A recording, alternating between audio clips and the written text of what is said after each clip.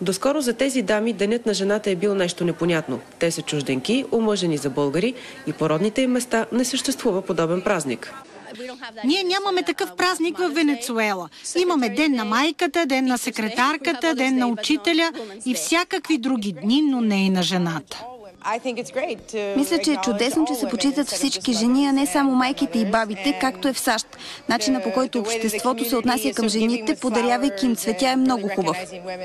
Когато отидох да купя цветя на приятелките си, не можах да намеря място за паркиране. Хубаво е да видиш колко много мъже искат да зарадват жените си.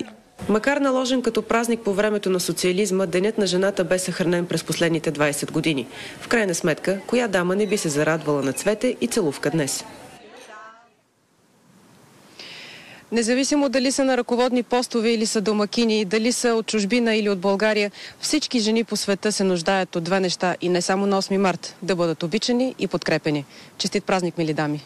Благодарим ти и честит празник и на теб, Невелина Няголова, за празника на дамите днес.